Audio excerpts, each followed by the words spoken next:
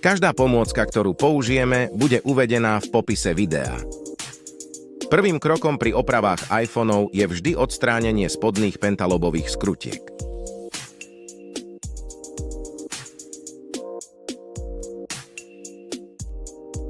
Následne si telefón zohrejeme teplovzdušnou pištoľou alebo fénom tak, aby sa nám uvoľnilo lepidlo pod displejom.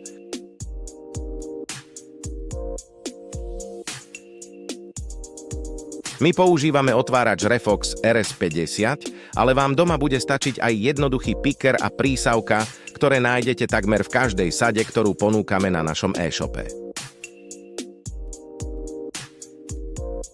Ak lepidlo nechce povoliť aj po zohriatí, tak nakvapkáme pár kvapiek isopropanolu do medzery, aby začalo pôsobiť na lepidlo a uvoľnilo ho.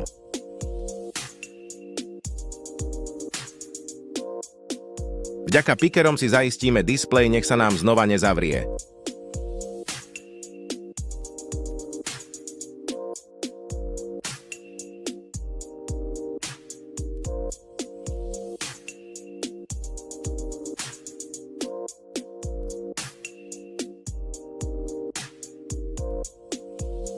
Prejdeme pikerom po zohriatej strane displeju, aby sme ho oddelili od rámu. Ľavú stranu si necháme nakoniec, pretože sú tam dôležité flex káble. Piker nevsúvame hlbšie ako 3 mm, mohli by sme poškodiť dôležité komponenty.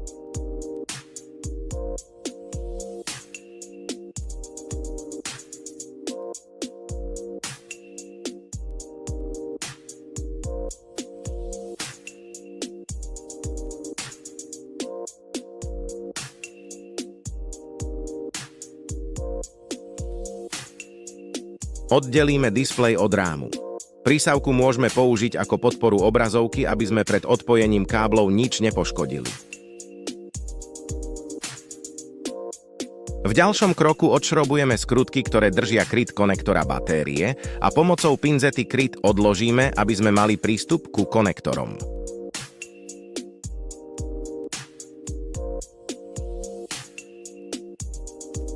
Následne odskrutkujeme aj skrutky, ktoré držia kryt konektoru pre predný senzor a znova ho odložíme nabok, aby sme mohli poodpájať všetky konektory.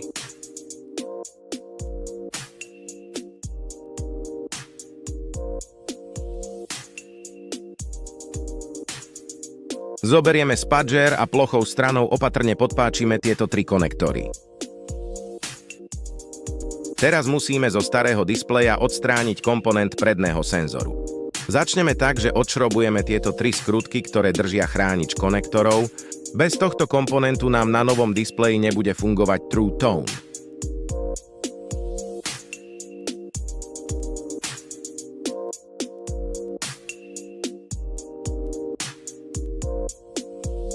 Spudžerom alebo prstami odstránime ochranný pliešok. Nanesieme trocha isopropanolu, aby lepidlo, ktoré drží komponent, oslablo a nám tak uľahčilo jeho oddelenie od starého displeju.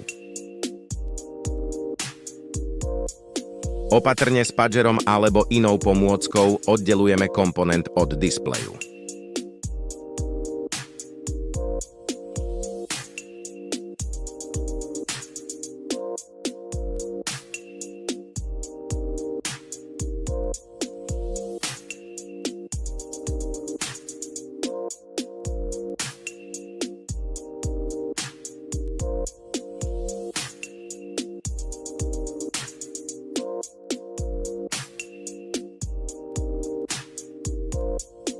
Odpojíme konektory, ktoré pripájajú komponent k displeju.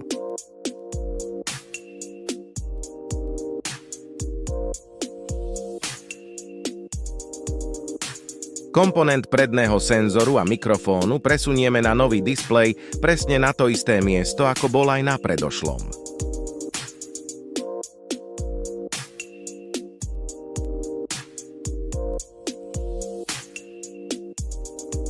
Kryt konektoru taktiež vrátime na pôvodné miesto a upevníme ho 3 rovnakými skrutkami.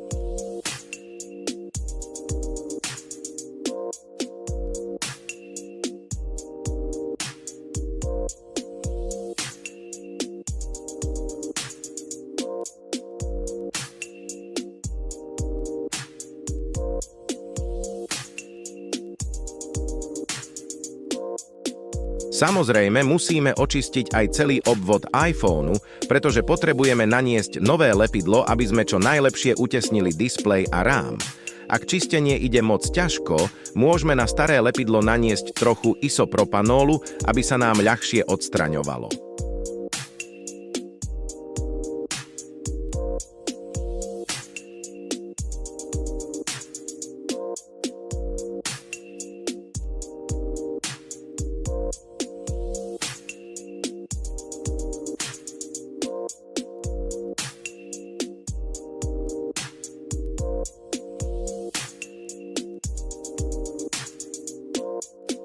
Po obvode iPhoneu nanesieme lepidlo tak, aby bolo čo najbližšie kraju. Môžeme naň pritlačiť spudžerom.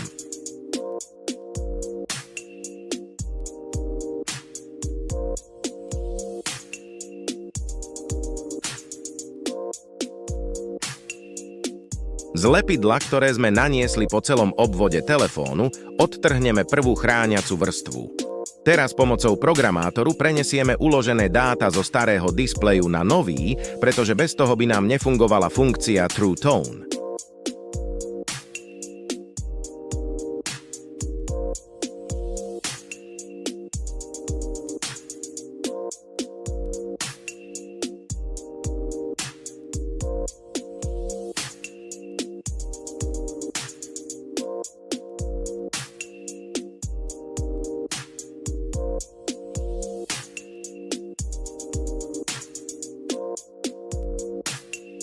Po úspešnom prenesení dát môžeme pripojiť displej a baterku späť k základnej doske.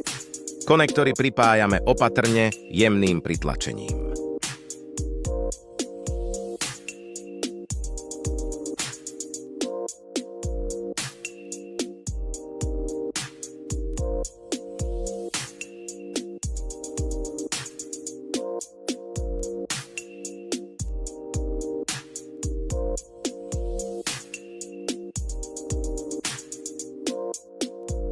Kryt chrániaci konektory vrátime na miesto a upevníme skrutkami.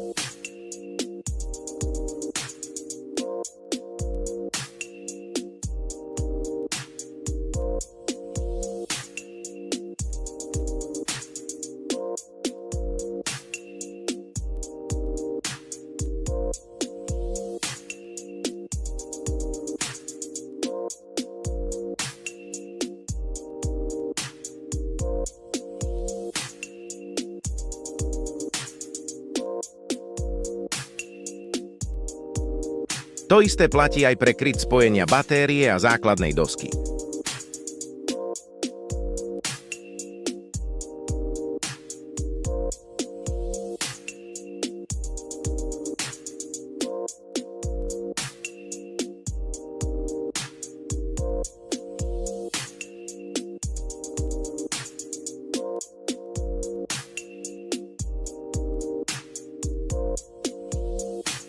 Pred úplným uzavretím mobilu je vhodné skontrolovať funkčnosť nového displeja.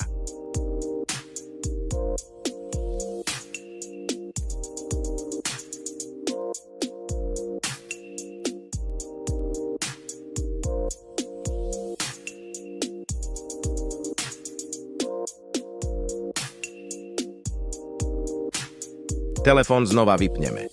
Pomocou spadžera alebo nechtov odlepíme posledné chrániace fólie.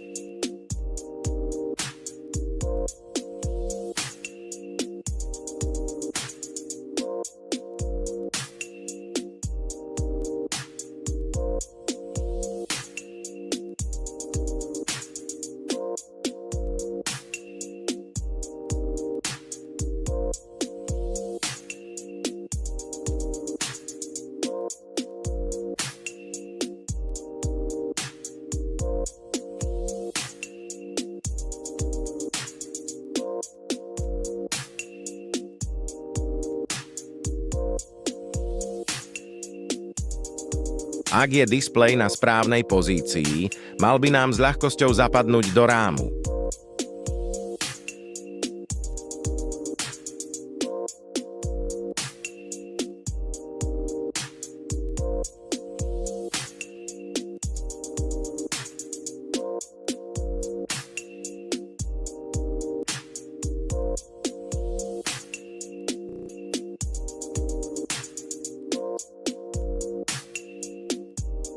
Samozrejme končíme tým istým krokom, akým sme začali, a to je vrátenie 2 pentalobových skrutiek na ich miesto.